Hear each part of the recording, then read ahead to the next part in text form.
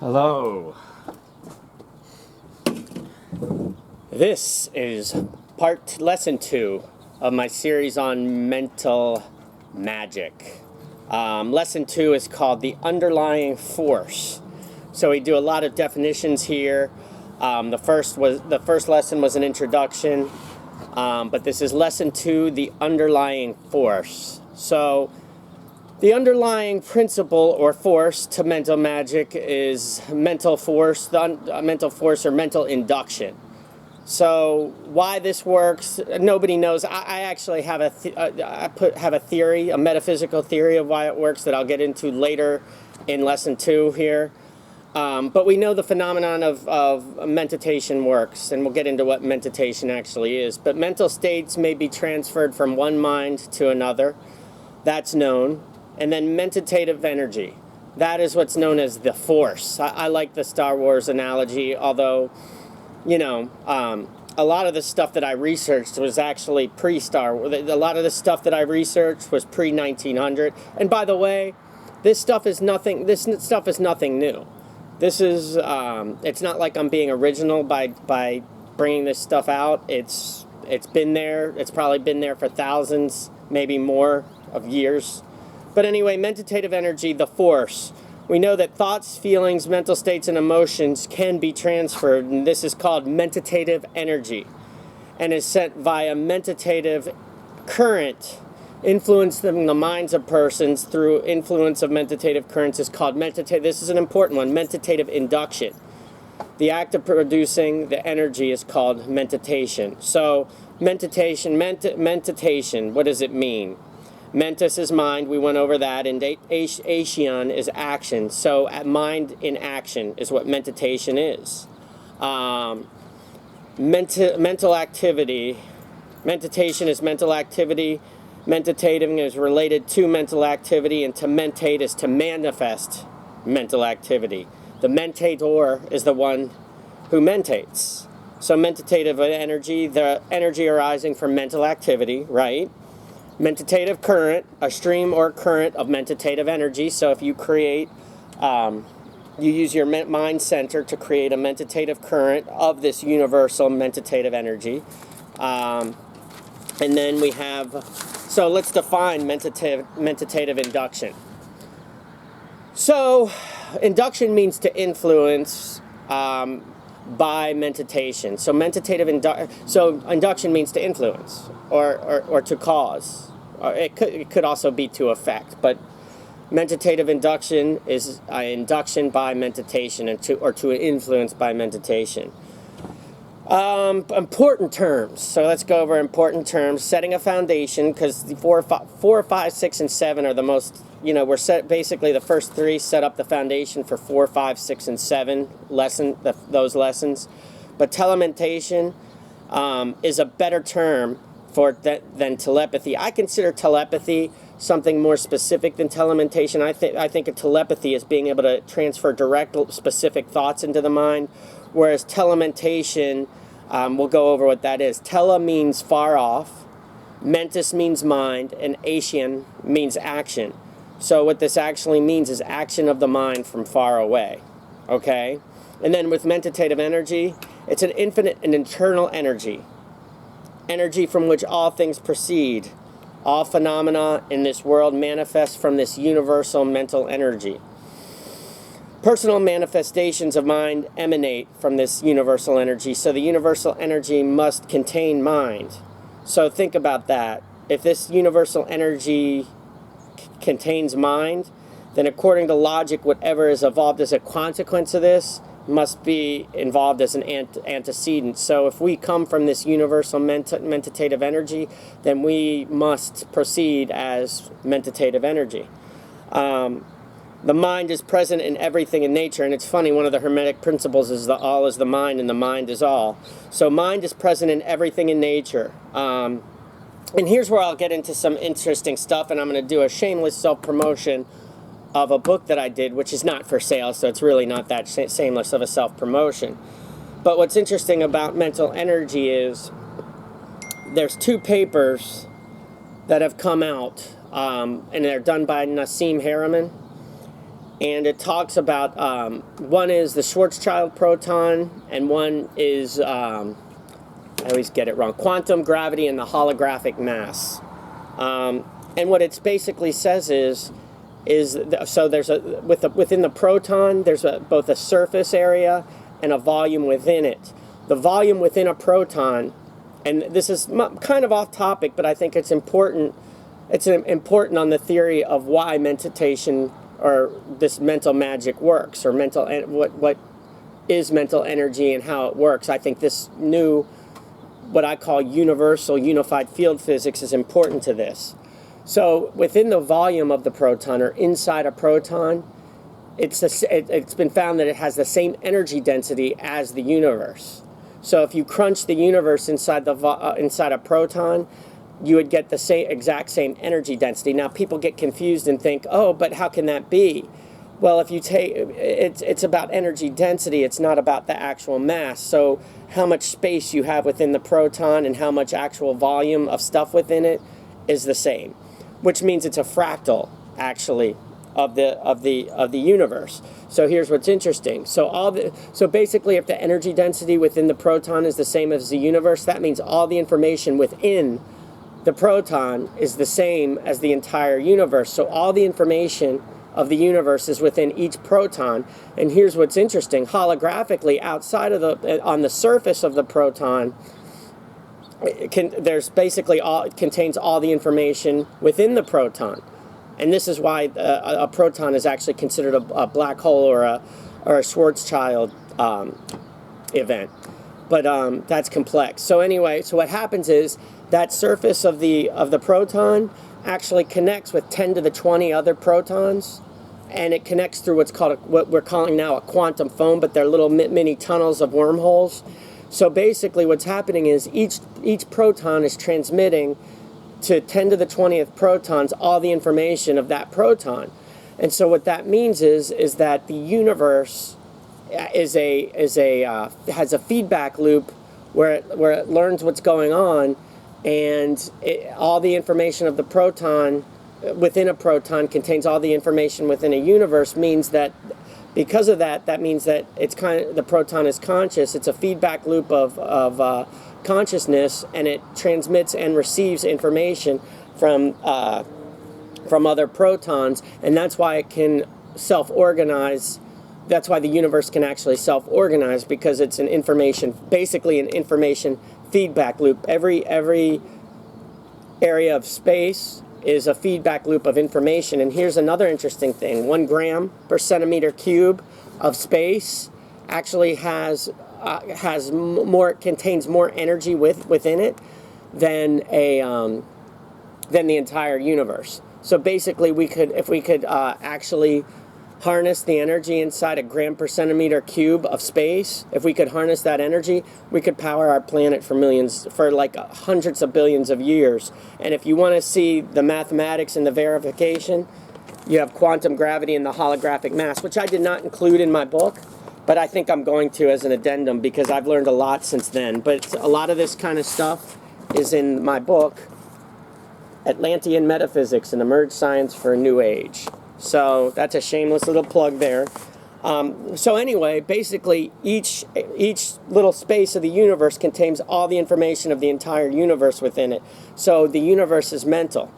And this is why I said, I was telling someone today, the kingdom of God is within you. If you can access all this information that's within you, then you can actually access all the information within the universe, and you can feed back to the universe the information that you contain, and you can actually change the world around you. Now this takes practice, and that's for a different subject. But let's proceed here. Basically, the all is the mind is both true in both the ether and in the physical form. And the ether is what this quantum foam is, or this intelligence is in the universe. The conclusion here is that there's an infinite and eternal energy, mentative in its nature, of and in which all things are evolved. That's the simple of it. So using this as a foundation, all individuals are personal manifestations of mind, seen in ourselves and others, And we are all centers of mentative energy and the great substance of mentative energy. Now let's get into the brain. The brain is interesting. It's more of a transformer, a converter of universal mind energy, or converter of universal mind. It converts energy into thought, desire, and will. And the brain doesn't create, but its office transforms or converts this energy. So it's not the creator; it's a converter. So it converts this energy into useful forms. It's more of a think of the brain more as a radio. It's kind of like a radio. You know, the radio brings in the signal. You can't see the actual signal or what's creating the sounds in a radio, but you know that signal's there, and that's kind of what the brain is. It's more of a transmitter and receiver. And there are two poles. Okay, so let's move on. There are two mentative poles that we have within us, that as mentative centers or mental centers. There's an emotive pole and an emotive pole. The motive pole means that which acts or wills, moves, chooses, or controls. Emotive means that which manifests feeling, emotion, agitation, passion, sensation. Motive equals will. Emotive equals feeling.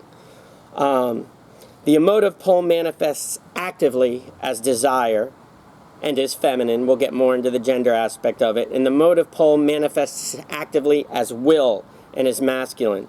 The poles are important in telementation, which, remember, telementation is far off action of the mind, or action of the mind from a distance. The poles act or react upon each other and on others. So it's important. You're going to get the strongest mentative currents if you activate both of these poles, but that'll be for later chapters or lessons. Your desire force can rouse the will of another's mind and set up certain vibrations in their mind, and your action can arouse desires in others. So you see how the will and the desire, the two poles, both can act to influence other people, and we'll get more into we're just setting up a foundation here. We'll get more into detail of how to do some of this stuff as we go on. We're going to focus here on the attracting power of desire. Okay, that's the next section. Desire has the power of attraction and manifestation.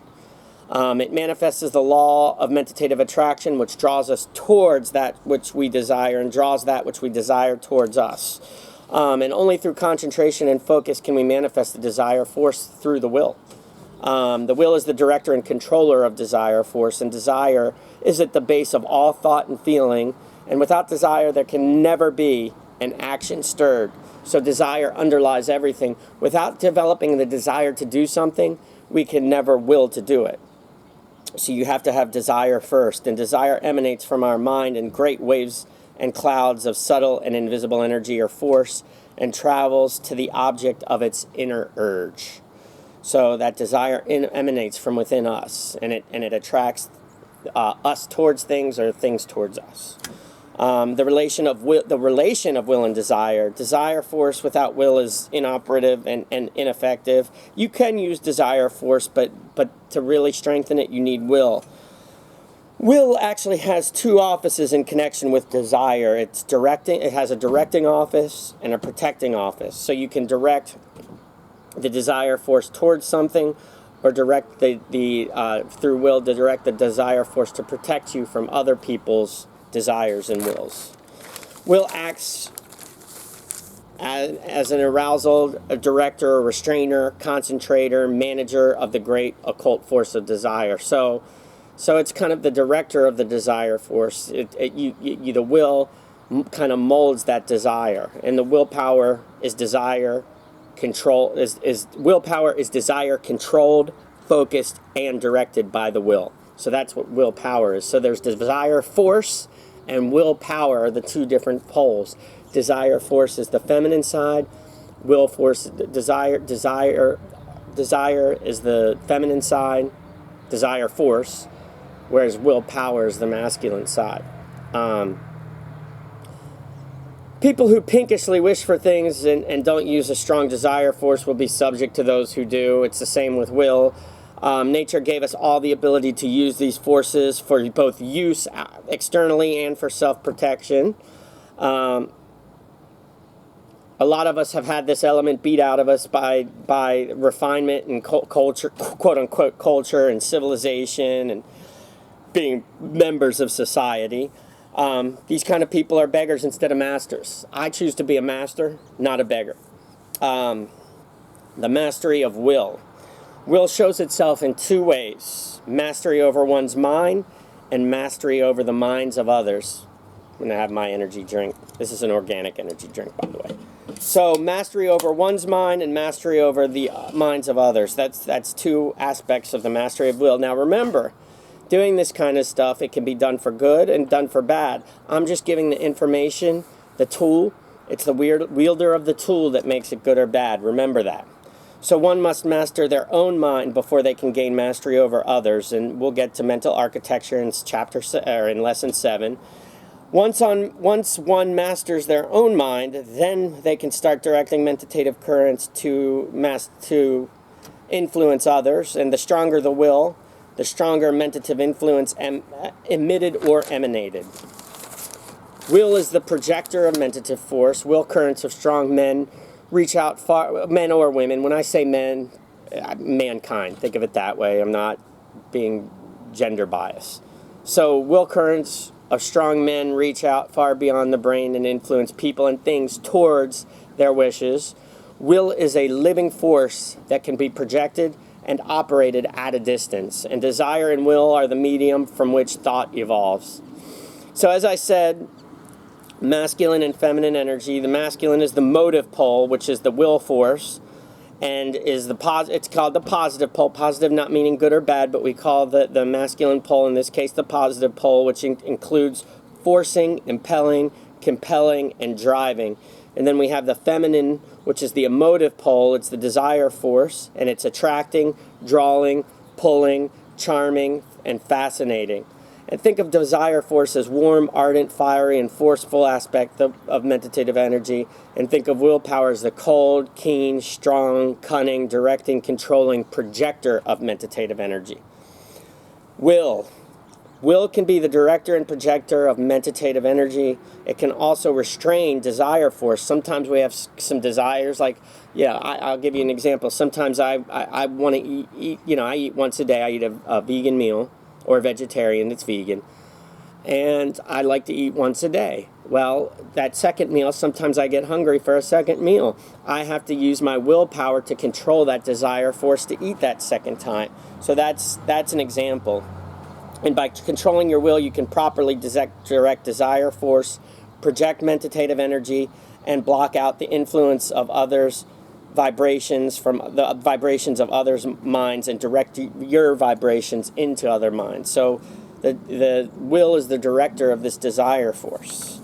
And it's all vibration, by the way. These mentative currents are related to vibration.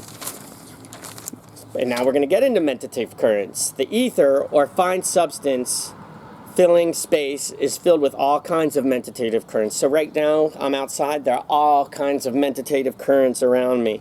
Some, in fact, most currents, we'll say some currents cancel and neutralize each other, and some combine. Like actually attracts like. So currents with certain vibrations actually harmonize, and then other opposing vibrations cancel each other out and neutralize. And places have different mental atmospheres from the various vibrations of the people and the environmental structures. So my area here actually has a certain mentative current to it. The whole town, and then the whole the whole city has a current that's combined with the several different towns, and then the whole county, and then the whole state, and then the whole country, and so each little part actually contains its own current, so to speak, or mental atmosphere. And each place has its own sort of individuality. Each country, each state, each county, they all have their own sort of individuality through this kind of mentative center. Mentative influence, very important term. Mentative currents can be directed on persons or groups of persons who are necessary for their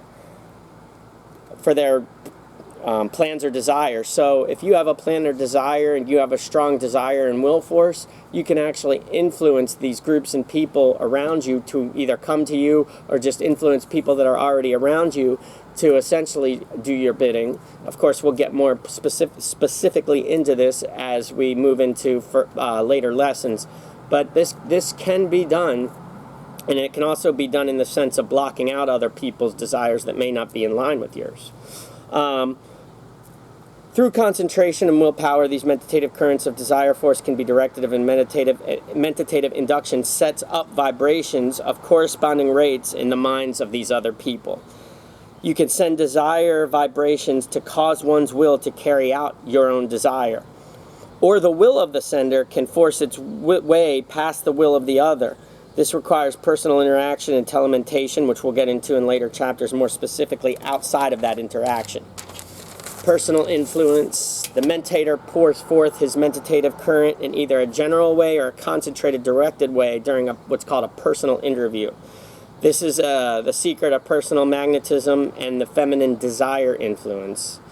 Mental suggestion, which we'll get into, I think that's chapter 3 or 4, or lesson 3 or 4.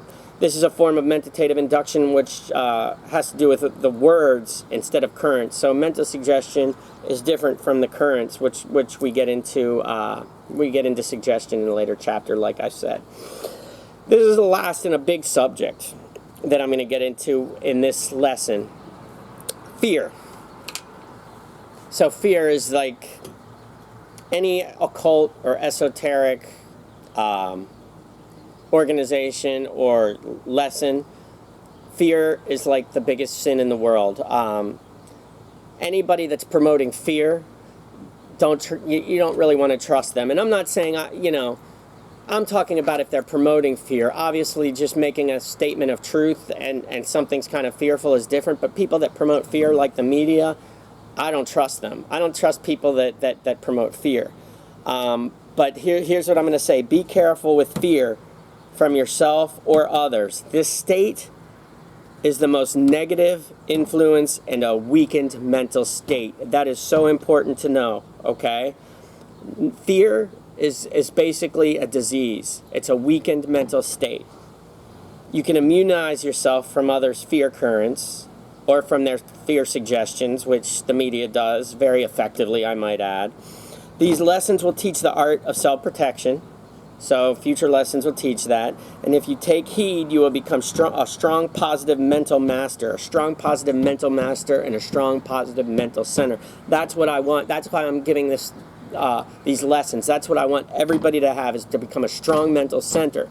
Because if everybody's strong, we're going to live in a strong world with strong people, a strong mentality that can't be influenced by what I call these dark magicians and the media, which, by the way, media comes from the Greek goddess Medea, who is the Greek goddess of illusion. So, interesting point. So these lessons will teach the art of self-protection, and if you take heed, you will become strong, positive mental masters. Cast off fear, you must cast off fear to become a master of yourself. Immediately create mental vibrations of strength and fearlessness, and you will send these currents you will send off currents of that vibration. And that's what I'm hoping that I'm doing through the camera, is sending off positive, strong currents. Because fear is just such I've been there. Like, it's just such a weakened state, and you see it, like, at this point in my life, I don't really fear, and I don't even fear death, because I know that I'm an eternal being, and that's what people have to know. You're an eternal being, and one day, even the worst stuff that happens to you in your life, you're going to look back on, and you're gonna laugh and even say, you're gonna like I know when I was a kid and I look back at some of the bad stuff, you look back on it and you're like, you know what, there's something, you're not gonna say that was a good time, but you look back on it with a sort of reverence. And one day you might pass on from this life, and you're going to look back on even the worst moments with reverence. So there's nothing ever to fear. Fear is just a diseased state. So, in conclusion, thoughts are cold, feelings are warm. Thoughts are cold, feelings are warm and alive. Don't just think, here's another thing, don't just think I am strong and alive. Feel it. Be it. feeling, desire, emotion, passion, wanting, will. These all have creative power. And that is it for this section. And the next lesson will be lesson 3, and it'll be called mental suggestion. But that's the end of this lesson, and I will be back for lesson 3.